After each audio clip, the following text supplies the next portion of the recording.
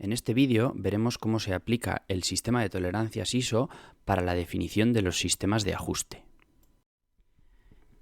En el vídeo anterior vimos los conceptos básicos definidos por el sistema de tolerancias ISO, que son los que vemos en la imagen y tendremos que saber manejar. En este vídeo veremos cómo se realiza la aplicación de los mismos para definir sistemas de ajuste. Una vez tenemos claros las definiciones de los parámetros de la norma, veamos qué sistema de codificación emplea para definir los sistemas de ajuste. Empleará tres datos. El primero de ellos será el grupo de medidas, que se referirá a la dimensión nominal que estamos analizando. El segundo de ellos será la calidad de la tolerancia, que será el tamaño de la tolerancia, es decir, el tamaño del margen de error que admitiremos. Y el tercero será la posición de la misma respecto de la línea de referencia. Por medio de las posiciones será como fijemos si tenemos un tipo de sistema de ajuste u otro. El primer parámetro serán los grupos de medida. En los grupos de medida tendremos una tabla en la que tendremos que entrar seleccionando la medida en función de la medida a ajustar, es decir, en función de la medida nominal, de la dimensión nominal. Aquí simplemente entraremos en ese rango de medidas y buscaremos los datos en las tablas que veremos a continuación. Indicar solamente un detalle. En estas series que se encuentran en esta tabla podemos encontrarnos con una misma cifra en dos rangos distintos. Deberemos prestar especial atención a esto, ya que en las tablas nos indicarán el 50, aquí por ejemplo en el ejemplo este, si es del rango de la fila de arriba o de la fila de abajo. Quedará claro en la tabla que estemos empleando. El segundo parámetro que empleará el sistema de codificación será la calidad de la tolerancia. En la norma hay unas tablas que nos hablan de la forma de calcularlo, pero esto al final lo que tenemos que tener claro es que es lo que nos define el tamaño de la tolerancia, el tamaño del margen de error que admitimos como bueno para que las medidas que queden dentro. Esta se elegirá en función de su uso, del uso de la pieza y del sistema de fabricación de la misma. Para ello, la norma nos da una tabla en la que tendremos que entrar con dos valores. El primero de ellos será el mencionado grupo de diámetros. Aquí entraremos con el valor de la dimensión nominal. Y el segundo serán las calidades. Buscando para un diámetro 40, por ejemplo, entrar en esa fila y para una calidad IT7, nos encontraríamos con que el dato que nos da esta tabla sería el de 25 micras. Y el tercer y último parámetro que emplea será el de la posición de la tolerancia. La posición de la tolerancia se refiere a dónde se ubica la tolerancia respecto a la línea de referencia. Tendremos tanto para ejes como para agujeros una serie de posiciones normalizadas que se representarán con letras.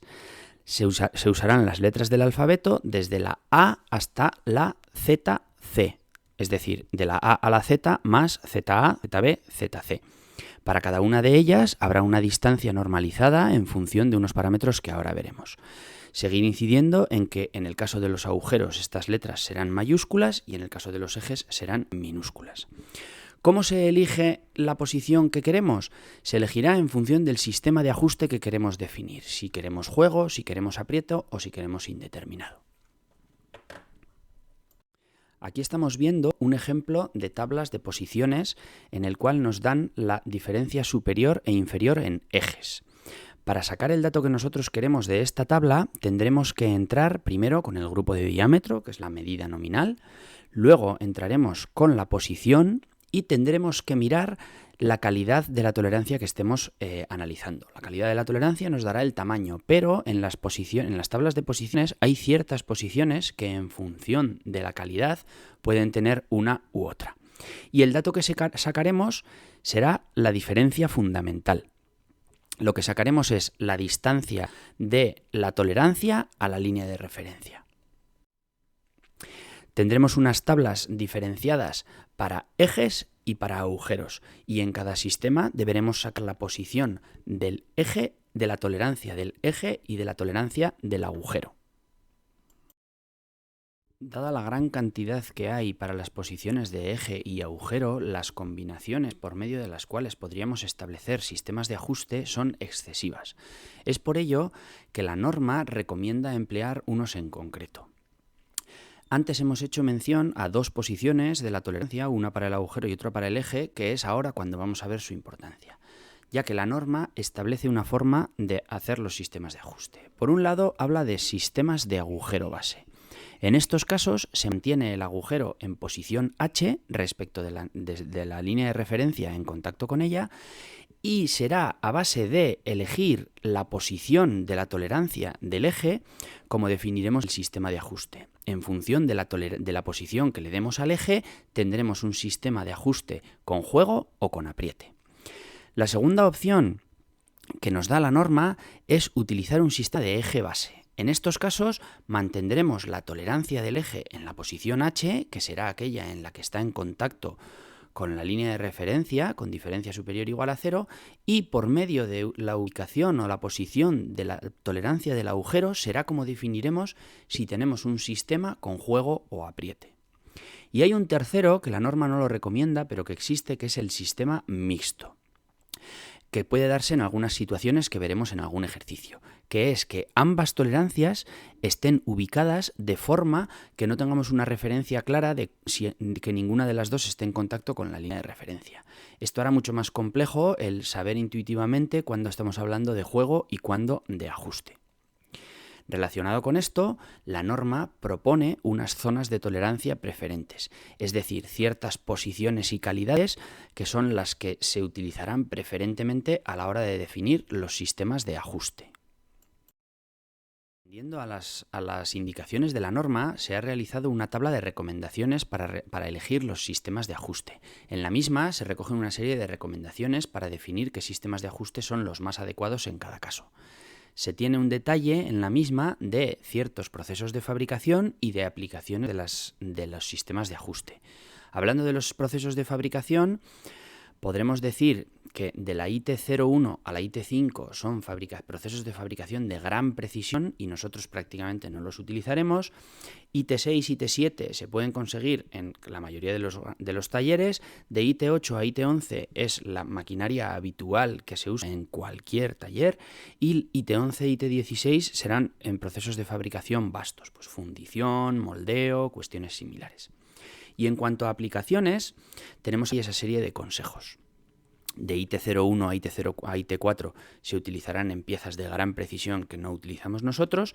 Entre IT5 e IT11 serán las piezas mecanizadas que se emplean para hacer los ajustes en la mayoría de los conjuntos mecánicos, y superiores a IT12 corresponden a tolerancias que no se ajustan. Son piezas laminadas, elementos en los que no se definen sistemas de ajuste. Esta tabla la tenéis a vuestra disposición para poder emplearla en la realización de las prácticas y poder coger costumbre de qué tipos de sistemas de ajustes emplearemos en cada una de las situaciones. Una vez tenemos claro cómo se definen los sistemas de ajuste, veamos ahora cómo se representan en planos.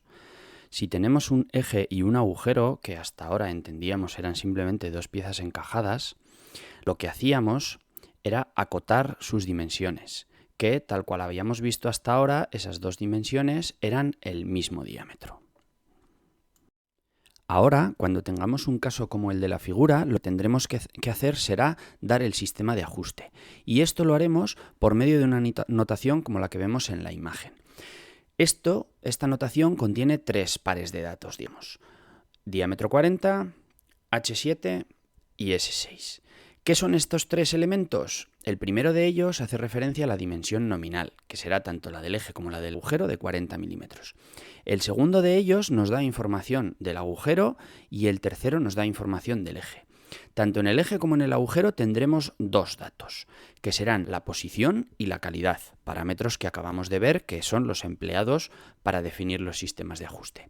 En este caso en concreto, en el eje tendremos la posición S y una calidad de tolerancia IT6. Y en el caso del agujero, una posición H y una calidad de tolerancia IT7. Esto es lo que tendremos que representar en planos para dar los sistemas de ajuste. ¿Cómo lo haremos? Lo haremos indicándolo en la cota de la dimensión a ajustar. Es decir, lo que hasta ahora poníamos simplemente diámetro 40, ahora pondremos diámetro 40, H7, S6. Bastaría con poner en el eje S6 y en el agujero H7, pero es preferible o se recomienda indicar el sistema completo en ambas piezas. ¿Por qué?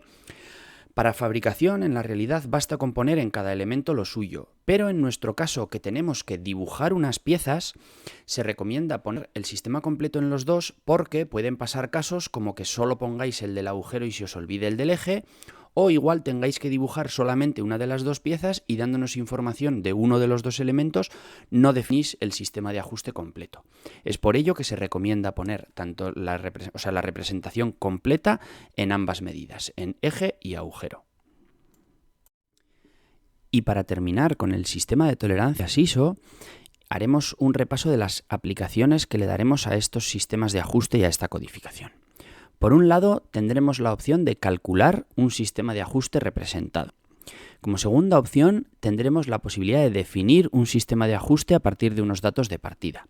Y la tercera opción será la de elegir un sistema de ajuste en un conjunto. Para cada una de estas tres opciones haremos un vídeo con un ejemplo, pero indicar que en el primero de los casos nos encontraremos con un sistema de ajuste dado y lo que tendremos que hacer será consultar los datos en las tablas, calcular los diferentes valores que veremos y definir qué tipo de sistema de ajuste es, si es juego o aprieto, y los resultados. En el segundo caso, por contra, tendremos unos datos de partida de juego o apriete máximo y mínimo. Con eso tendremos que, usando las tablas, calcular las tolerancias y posiciones que cumplen con esas condiciones y definir el sistema de ajuste que necesitamos. Y la última opción será la que trabajaremos más habitualmente, que será la de analizar el funcionamiento de un conjunto, definir dónde hay que definir un sistema de ajuste y elegir qué sistema de ajuste emplear para que el conjunto pueda montarse y funcionar de forma correcta. Hasta aquí la aplicación del sistema ISO de tolerancias. En próximos vídeos veremos ejemplos de cómo se realiza cada una de las tres aplicaciones que acabamos de mencionar.